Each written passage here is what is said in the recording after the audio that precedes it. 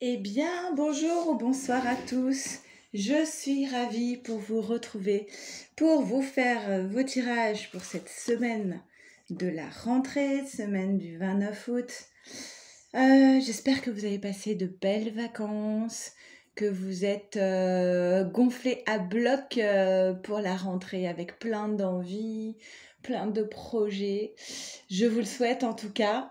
Merci d'être là pour cette rentrée sur cette chaîne que vous faites vivre avec beaucoup de lumière, de chaleur, de bienveillance. Merci à tous d'être présents, de liker, de commenter, de vous être abonnés.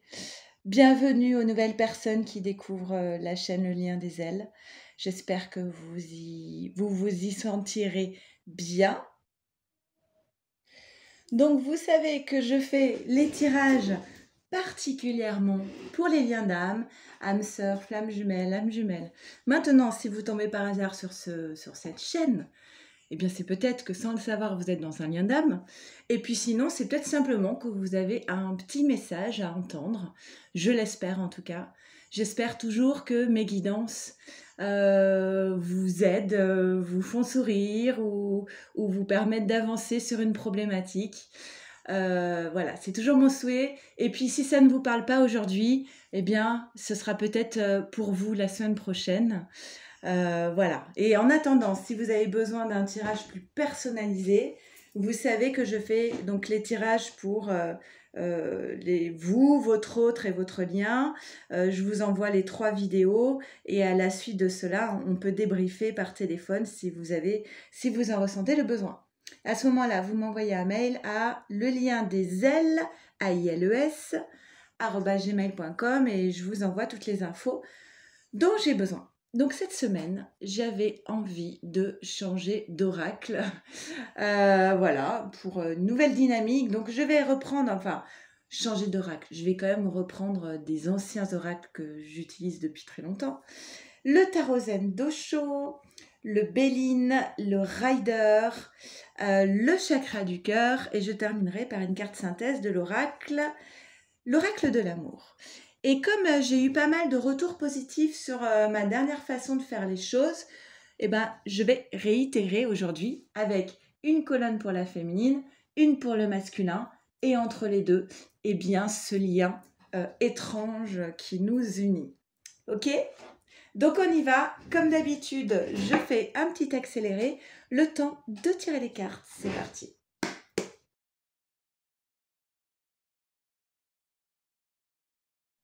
Ok, on y va, c'est parti. Nous avons féminine. Alors, ce n'est pas l'exclusion, c'est un sentiment d'exclusion. J'allais dire c'est pire. C'est pire parce que c'est soi-même qui nous plaçons dans cette posture de sentiment de rejet des autres, de ne pas avoir le droit. Ce sont ces phrases, mais pourquoi moi j'y arrive pas, moi j'ai pas le droit, est-ce que c'est parce que je suis pas assez bien et qu'est-ce qui va pas en moi. Vous voyez que sur cette carte, alors je vais essayer de vous la montrer, c'est pas évident. Sur cette carte, vous avez un petit cadenas. Je vous l'ai déjà montré sur ma chaîne. J'ai vu ça il y a très longtemps en fait. Ça faisait déjà des années que j'avais le tarot zen. Et en fait, le petit cadenas, ce petit cadenas, il est ouvert, quoi. Donc, ça veut dire que ce petit enfant, et ce n'est pas par hasard si c'est un enfant et pas un adulte, hein, l'enfant intérieur qui est en vous, se retrouve bloqué derrière des barreaux. Derrière ces barreaux, on voit des couleurs de l'arc-en-ciel, symbole de joie, de partage, de bonheur, et tout ce que cet enfant a envie d'atteindre et rêve d'atteindre. Et lui se retrouve, ma grand-mère disait fagoté comme l'as de pique. C'est un peu ça, hein. Pieds nus, mal habillé. Donc, il y a l'idée d'estime de soi aussi qui est là et coincé derrière ces barreaux. Mais en fait, personne ne l'a enfermé à cette place-là, cet enfant. Il peut très bien, il a son libre arbitre, il peut très bien, à un moment donné, décider de retirer cette chaîne, de pousser ce petit portail et d'aller vers ce qui le fait vibrer. Donc ce sentiment d'exclusion, sans doute lié à l'enfance, à une croyance limitante, apparaît d'ailleurs avec derrière la carte du retard, du Béline, du retard, du blocage. Alors il y a peut-être quelque chose qui ne se passe pas forcément comme tu voudrais, féminine, d'accord? Les choses prennent plus de temps, c'est bloqué, tu as l'impression de lutter contre des moulins à vent, et du coup, tu as l'impression de ne pas avoir droit à ce bonheur que tu attends. Parfois, ce que je dis aux personnes, c'est quand il y a des contretemps, eh bien, au lieu de se dire de bloquer là-dessus et de pas relâcher, de pas lâcher prise par rapport à ça, essayez de changer de posture et de vous dire, bah voilà, c'est peut-être l'occasion, si là il y a un contretemps, pour en profiter, pour faire autre chose pendant ce temps-là. Vous savez, comme quand vous avez un rendez-vous et puis votre autre vous dit, finalement je vais avoir 3/4 d'heure de retard. Soit vous passez 3/4 d'heure à l'attendre assise sur le canapé, ou soit vous passez 3/4 d'heure à faire autre chose, à bouquiner, à mettre de la musique, à vous mettre en condition, peut-être à vous peaufiner parce que vous avez envie de vous faire encore plus jolie. Voilà, tout dépend comment on prend les situations. Voilà pour la féminine, ces premières cartes. Masculin, toi, pendant ce temps, masculin, on t'invite à être à l'écoute de ta voix intérieure, de ta guidance intérieure. On a une carte maîtresse ici, et pour retrouver une forme de stabilité émotionnelle. Dans cette carte, pour moi, je sens quand même de l'agitation, et ce qui permet de... Vous voyez, parce que là, l'eau, c'est symbole d'émotionnel. Et ce qui va te permettre de retrouver de la quiétude, de la sérénité dans ta vie, ça va être de te centrer sur toi et non pas sur l'extérieur, et de retrouver ton propre guide intérieur. Pourquoi cette espèce d'instabilité émotionnelle latente? Parce qu'il y a cette carte derrière de la vol et de la perte. Du vol et de la perte. De la vol. Du vol et de la perte. Tu as le sentiment qu'on t'a ôté quelque chose d'important pour toi dans ta vie. Est-ce que c'est ta féminine? Est-ce que ta féminine s'est fait enlever par un autre masculin? Est-ce que tu as le sentiment qu'elle a claqué la porte, qu'elle ne reviendra pas? Ou alors est-ce que c'est tout autre, des questions financières, professionnelles ou autres? En tout cas, tu as un sentiment assez désagréable de perte, d'accord? Mais de vol aussi, Sur le lien qui vous unit, eh bien, sur le lien, on est en train de vous dire tous les champs des possibles sont ouverts. Voilà, il y a de multiples possibilités. Il n'y a pas de portail fermé. Rien n'est vraiment perdu. Restez dans de jolies pensées, de jolies intentions, parce que comme cet aigle, essayez de prendre un petit peu de la hauteur sur ce qui vous arrive là en ce moment, sur ces blocages, sur ces vols. Prenez de la hauteur et envisagez toutes les possibilités et réalisez à quel point la vie peut être bien plus riche que notre petit cerveau qui fait ses propres petites projections. D'accord?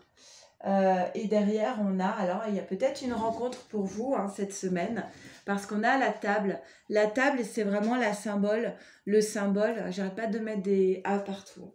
C'est vraiment le symbole d'échange, de repas, d'accord? De partage, de moments de joie agréables, véritablement agréables. Ok? Ensuite, qu'est-ce que nous avons après le Béline? Le 2 de Pentacle, l'ermite à l'envers et le 3 de Bâton. Alors, féminine, tu as le 2 de Pentacle à l'envers. Tu jongles en ce moment. Tu jongles. Alors, il y a une forme de... Cette carte, elle parle un petit peu d'une forme de déséquilibre. De déséquilibre peut-être financier, mais peut-être autre chose, ça peut être aussi relationnel. Euh, il n'y a pas vraiment de prise de décision ici. C'est pas très simple là. Ce qui crée cette forme de déséquilibre, je pense, c'est que tu as le sentiment de ne pas vraiment être maître de la situation, des obstacles, des retards, des contretemps. Et ça peut créer chez toi une forme de stress, hein, de peut-être même d'angoisse. Et on parle encore de rythme ici, hein. Adapte-toi à son rythme émotionnel. Alors là, j'imagine quelques féminines qui pouffent un petit peu de rire. Oui, bah alors son rythme émotionnel, autant vous dire que oui, c'est long parfois. C'est même bien plus long que long. C'est ce que je vous disais tout à l'heure par rapport au retard. Quand l'autre n'est pas prêt, plutôt que d'attendre qu'il soit prêt, bah, il faut enclencher autre chose dans sa vie. Il faut porter son regard ailleurs. Il faut faire autre chose. Il ne faut pas perdre son temps à attendre. Faut occuper son temps, se servir de son temps. Enfin, imaginez que tout retard est un cadeau pour soi, en fait. Je sais que c'est pas facile, mais c'est un petit peu l'idée, c'est ça. Ok, il y a un retard, chouette. Je vais avoir plus de temps pour moi, pour faire autre chose pendant ce temps, en attendant que ce soit le bon moment. D'accord? Donc, c'est vraiment ça. Et moi, je pense que c'est vraiment l'idée de temps, de contre-temps, qui crée ce déséquilibre pour toi féminine. Inversement, ce masculin, il a le 3 de bâton. Et là, on est plus dans, ah bah tiens, j'ai un horizon qui s'ouvre, j'ai des opportunités qui se présentent et adieu la routine. Je peux sortir de mon petit quotidien. Il y a peut-être un projet là que le masculin commence commence à entrevoir dans sa vie. D'accord? Il a un petit peu plus de perspective, ce masculin. Parce qu'il y a quelque chose qui se présente à lui, hein, tout simplement. Sur le lien, on a quand même l'ermite à l'envers qui parle d'isolement, de repli, d'un besoin de se retrouver soi, de peut-être de solitude, voire même de tristesse, hein. Il y a un petit truc un peu chanchon, comme on dirait, un petit truc un peu tristoun, hein. Voilà, l'ermite à l'envers, c'est vraiment bon. C'est effectivement, il y a plein de possibilités. Il est possible qu'il y ait un repas, une rencontre, mais en attendant cela, bah il y a un petit moment de presque un petit blues, hein, sur le lien. Ok. Et derrière, on a bah oui, tu n'es pas prêt. Le lien n'est pas prêt. Le lien n'est pas prêt. Et ça, peut-être que vous le ressentez tous les deux. Et ça crée ce petit côté un petit peu tristoun de l'ermite à l'envers et du besoin d'isolement. Je vous tire une carte synthèse de l'oracle de l'amour de Monique Grandet. Pour votre lien, pour tous les trois en fait, hein. Le texte est assez long. Ok. Ah non, il y en a deux. Bon, allez, il y en a deux. Eh bien, ok, on va dire, je les dispose comme elles sortent, hein. Féminine, masculin. Féminine, la fusion des cœurs. Masculin, la folie d'aimer. Alors, féminine, c'est la carte 26. Je vais vous lire des petits extraits. La fusion des cœurs. Écouter ton intuition dictée par ton cœur est le meilleur chemin pour te rencontrer avec amour. L'amour n'est pas le résultat d'une pensée mentale, c'est le résultat d'un vrai cœur à cœur. De nombreuses croyances peuvent fermer ton cœur, tout comme les blessures accumulées depuis ta naissance. La colère est un volcan invisible, tu le crois endormi, mais il est prêt à exploser. La tristesse, elle aussi, t'encombre et t'empêche de fusionner avec l'autre. Libérer les émotions bloquées est le moyen le plus sûr pour ouvrir ton cœur. Dans la vie quotidienne, exprimer ce que tu as sur le cœur permet de sauvegarder la limpidité de tes relations. Les non-dits, les ressentiments, les colères rentrées polluent l'amour et rendent sa rivière stérile. Ton cœur saigne à chaque insulte, à chaque larme et à chaque regard distant. Mais de lui partent aussi tes élans nobles, tes baisers, tes caresses, tes étreintes. Le cœur est le lieu de toutes les alchimies. Il possède cette merveilleuse capacité de tout transformer. Parfois même, et parce que tu aimes, tu pardonnes à l'avance. Certains jeux amoureux s'imbriquent l'un dans l'autre parce que les inconscients s'attirent.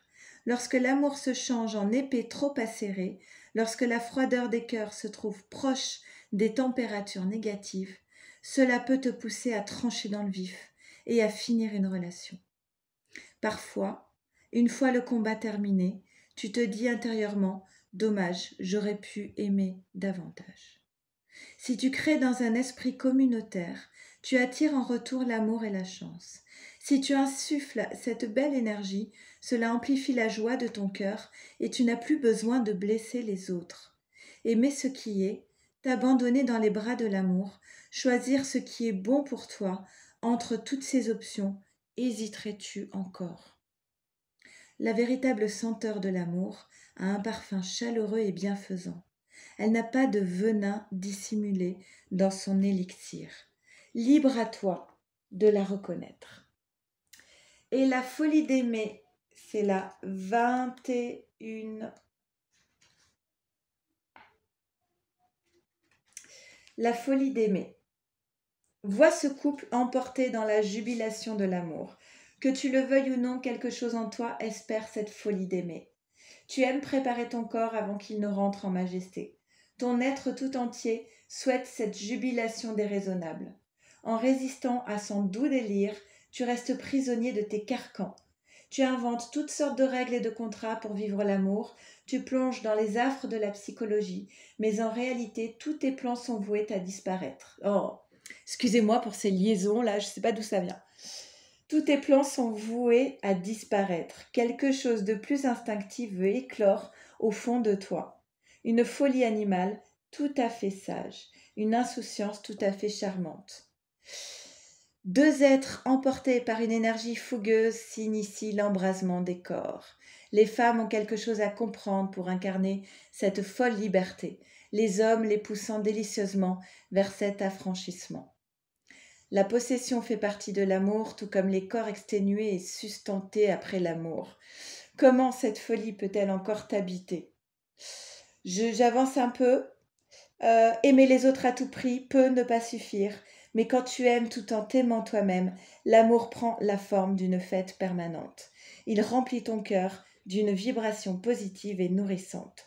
Il devient un sillage élégant, une alliance de vivacité et de sensualité, un éclat dynamisant, un merveilleux sentiment de sérénité. Chacune de tes passions peut devenir une belle histoire pour peu que tu acceptes de te libérer de tes propres démons. Peser le pour et le contre, accéder à toutes les nuances de l'amour, entre la vie et la mort, aucun arrangement possible, n'est-ce pas ? Il te faut l'accepter. L'amour fou survient souvent avant l'amour sage. En réalité, ces deux énergies sont les meilleures amies du monde. Voilà. Bon, j'espère que cette guidance vous aura surtout parlé au mieux. Je vous le souhaite en tout cas. Je vous souhaite une très belle semaine. Merci encore à tous d'être là sur cette chaîne qui est la vôtre. Je vous souhaite le plus beau des envols. Et puis, prenez bien soin de vous, de votre autre et de votre lien. Et à très vite. Merci à tous. Au revoir.